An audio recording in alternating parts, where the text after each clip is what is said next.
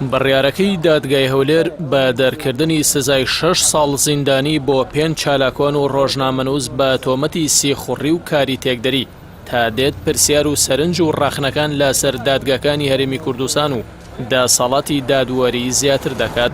کاتێک کە دەسەڵاتی دادوەری سربەخۆمان دەبێت لەو چوارچێوەیەدا حاکم شێخ لەتیف یاسانەس و شارەزای دەستور لە نووسینێکدا لە ژێرناوی پێشێلکاریە بابەتیەکان دەیسەلمێنێت کە ئەو تۆمەتانی دەستگیرکراوەکانی بادینانی لەسەر حکم درراوە ناچنە بازنەی تاوانەوە. حاکم شێخ لەتیف دەڵێت ئەو بابەتانەی لە سەرزاری خۆیەوە دراونەتە پاڵ شیروان شێروانی کە گوایە لە بەردەم دادوەری لێکۆڵینەوەی ئاسایشدانی پێداناون ئەوە هەرچەندە تاوانیش تەشکیل ناکەن و داچنە خانەی ڕادەربڕین و ڕاخنە لە حکومەت و چاودێری پێشێلکاریەکان لەگەڵەوەشدا هیچ بەڵگەیەکی سەلمێنەر نییە کە شیروان ئەو شتانەی کردبێ چونکە تەنها وتەکەی خۆیەتی و بە هیچی تر پشڕاز نەکراوەتەوە. خۆشی لە بەردەم دادگا نەکۆڵی لەو وتانە کرد وتیشمان هەموو ئەو وتانە پوچەڵن چونکە بە فشار و بە بێبوونی پارێزەر لێ وەرگیراون.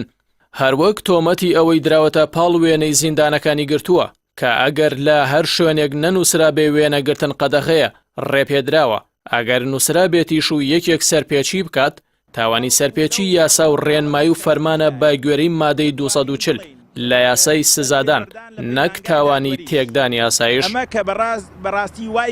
حاکم شێخ لەتیف ڕوونی دەکاتەوە یەکێکی دیکە لەو تۆمەتانەی ڕاستی شیروان کراوە و بە سێخوڕی لەسەر هەژمار کراوە ئەوەیە لە کۆنسۆڵخانەی ئەمریکا لە هەولێر بۆ ماوەی 2 سەعات لەگەڵ سەندیکای پارێزەرانی ئەمریکی کۆبووەتەوە و زانیاری پێداون لەسەر زیندانەکان و ئەو زانیارانەشی داوە بە نەتەوەیە گرتوەکان و ڕێکخراوی گەورە پارێزەرانی جیان لەگەڵ ئەوەی ناوی هیچ وڵاتێک نییە کە سێخوڕی بۆ کردبێ تەنها ئەو زانیارانەی پێشێلکاری مافی مرۆڤن کە ئەگەر ڕاست بێ داوێتی بە UN و بە سەندیکای پارێزەرانی ئەمریکا ئەوەش ناچێتە خانەی سێخوڕی.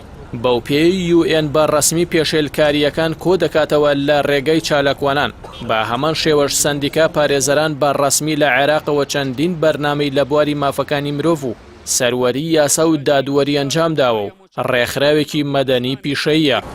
هاوکات هیچ کام لە شاهیدەکان نەهاتوونەتە بەردەم دادگا بە خودی هەواڵدەری نهێنیشەوە. دادگا تەنیا وتەکانی لێکۆڵینەوەی سەرەتای خوێندووەتەوە و پشتی پێبەستون. هیچ بەشداریەک لە نێوان ئەو شتانەی دراونەتە پاڵ شیروان کە تاوانیش نین لەگەڵ 4 تۆمەتبارەکەی دیکە نییە.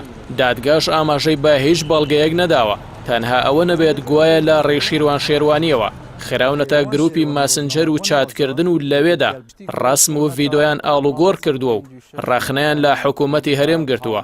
هیچ شتێکی دیکەی تێدا نییە.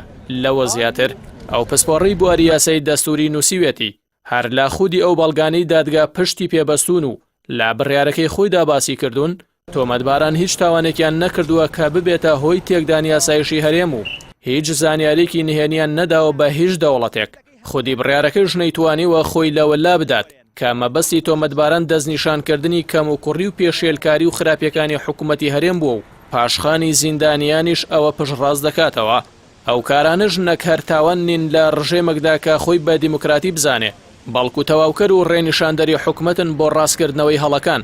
لە ڕاستیدا ئەوەی ئەوان نەک هەر تاوان نییە بەڵکو دەبوایە لە پای ئەوەی کردویانە وەک چالاکی مەدەنی دەستخۆشیان لێ بکرێ.